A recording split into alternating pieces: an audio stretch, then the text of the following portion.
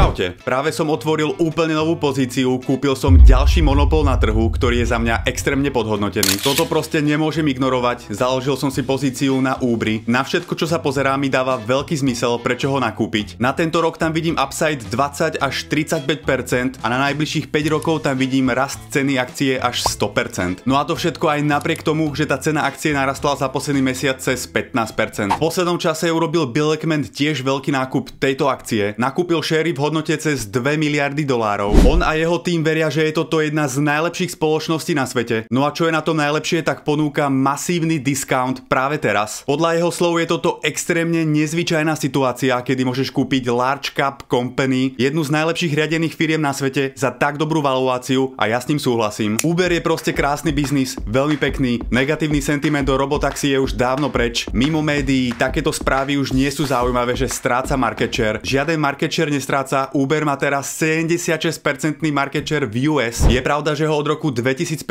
postupne strácal, ale od toho roku 2018 tam už môžeš vidieť, jak sa to stabilizovalo a teraz začína znova rásť. Za mňa je toto veľmi krásny biznis model, vytvoriť takýto ekosystém, ktorý má Uber, sa nedá spraviť proste z dňa na deň. Za minulý kvartál reportoval, že má 171 miliónov užívateľov každý jeden mesiac. To znamená, že táto masa ľudí si počas mesiaca objednalo aspoň nejaké jedlo alebo Uber taxi. Tento segment rastol 14% z roka na rok. A to sa nebavíme o nejakom malom prťavom biznise. Uber má market kapitalizáciu na 170 miliard, čiže je to obrovská veľká spoločnosť. Objednávky im rastú z kvartálu na kvartál cez 21%. No a keď sa pozriem na jeho revenue, na jeho tržby, tak tie rastú tiež 21% z roka na rok. Krásny, veľký, zdravý rast, tam nemám čo dodať. EBITDA na 44% z roka na rok. Uber teda pre mňa nie je žiadna mŕtva spoločnosť, má výborné partnerstva, napríklad s Waymo. Google dobre vie, že tento scale, ktorý má Uber, ten sa nedá len tak ľahko vytvoriť z dňa na deň. Preto s ním spolupracuje aj spoločnosť WeRide, ktorá je v Abu Dhabi. Najnovšia spolupráca tam už je aj s Nvidiou, tá tam vidí tiež obrovský potenciál. No a s nákupom Uberu ty si nakupuješ aj iné spoločnosti, ako napríklad Grab. Toto je juhovýchodná ázijská spoločnosť, ktorá tiež operuje na spôsobe ako aj Uber. Je to tam veľmi rozšírené, takisto aj spoločnosť Didi, tá je tuším v Číne. Je tam aj Lime, Delivery Hero, no a ďalšie iné spolupráce. Jasné, že časom tento market share môže ísť nižšie, budú tam pribúdať aj iné konkurencie. No a to je úplne v poriadku, v budúcnosti nemusí Uber vlastniť 100% celého market shareu. Toto je za mňa miliardový sektor a kľudne môže mať aj iných rivalov, nepotrebuje ovládať celý trh sám. Veď takisto aj Meta, ona nevlastní celý trh, je tam aj X-ko, Muskov bývalý Twitter alebo TikTok. Je tam aj Google, ktorý má 80 alebo 90%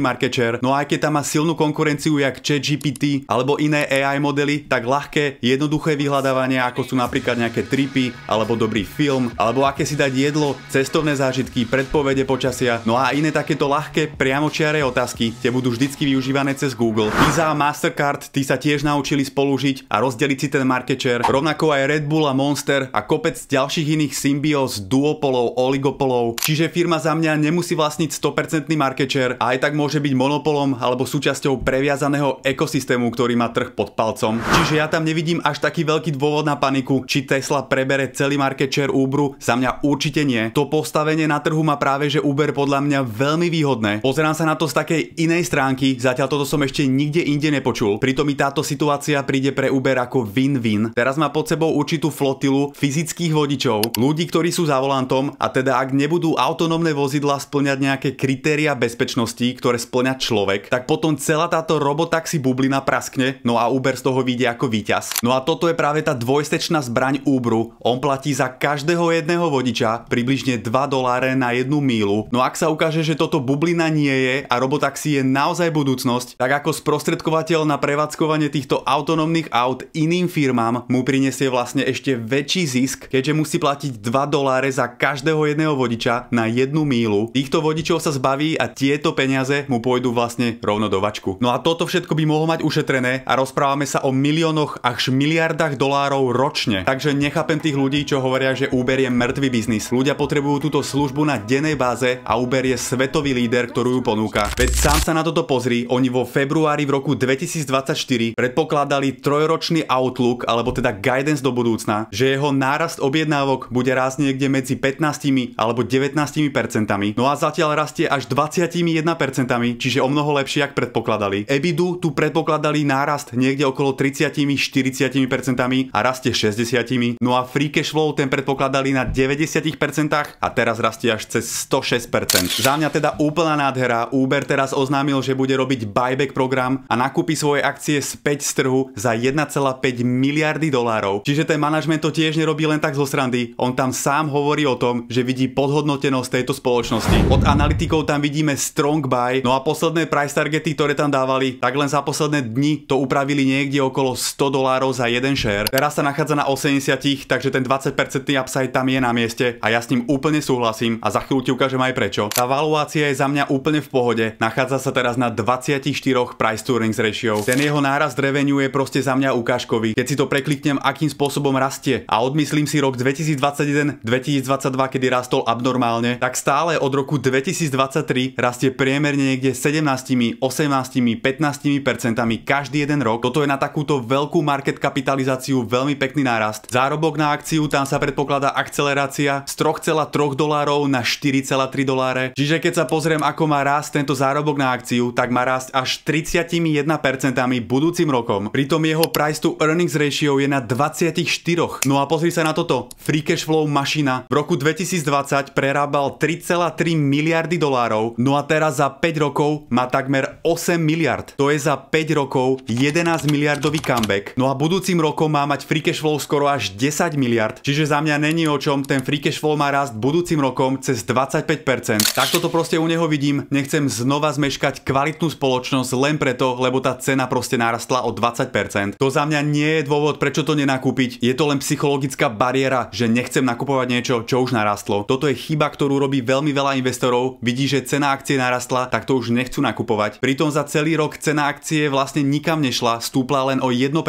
No a túto istú chybu som robila ja. Napríklad pri Netflixe tam padla cena akcie, no a keď začala rásť 20, 30, 50%, tak som si povedal, že to už nemá zmysel nakupovať, no a odtedy narastla o ďalších 270%. No a takýto úplne rovnaký prípad bol aj pri Mete. Tam cena narastla, dajme tomu o 50, 70, 100% a odvtedy narastla o ďalších 300. Ja viem, že toto sú firmy z úplne iných sektorov, chcel som len poukázať na ten princíp nákupu. Je to takáto kvalitná firma, nejaký monopol alebo duopol, tak za mňa nemá zmysel pozerať sa, či tá cena už narastla alebo nie. Ten graf nie je pre mňa dôležitý, pre mňa sú dôležité fundamenty spoločnosti, aká je tam valuácia, aké sú predpokladané nárasty free cash flowu, jeho revenue alebo jeho zárobku na akciu, ktorý má rast až 30% budúcim rokom. Keď si to hodím do kalkulačky, tak jeho budúci zárobok na akciu má byť 4,32. Teraz sa nachádza na valuácii 24 price to earnings ratio, ale jeho priemer je niekde okolo 27. Ak si to teda vynásobím tými 27, čo je za mňa za takúto akciu, ktorá rastie vysokým tempom, úplne v pohode. No a tu jeho výslednú cenu si videlím jeho aktuálnou hodnotou $79.42,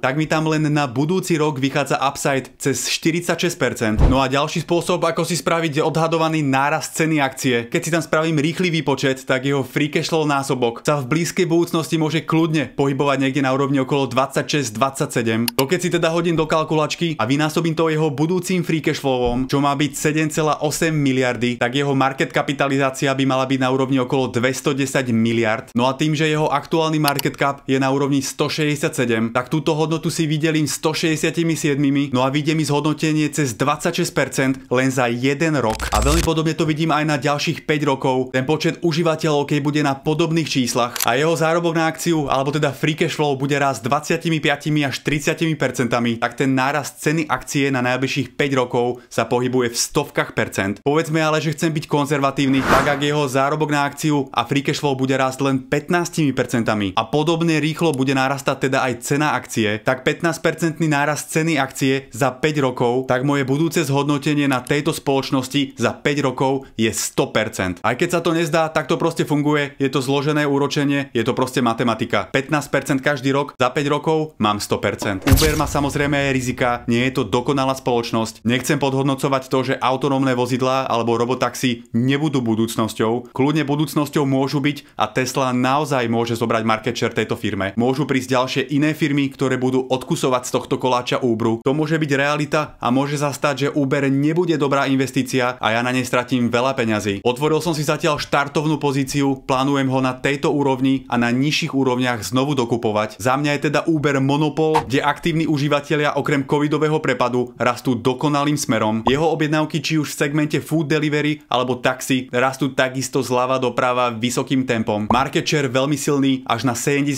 až 80%. A aj keď to teda nie je spoločnosť možno pre každého, ja ho v portfóliu určite chcem mať. O tejto firme ti budem prinášať ďalšie novinky a správy, rovnako aj o ďalších iných spoločnostiach, ktoré aj mám v portfóliu, ktoré aj nemám. Ak si tu nový, tak budem veľmi rád, keď zvážiš odber tohto kanálu. Robím to pre teba a teda si tu vítaný. No a na dnes by to bolo teda všetko. Ja ti veľmi pekne ďakujem za tvoj čas a čoskoro sa vidíme v ďalšom videu. Čaute.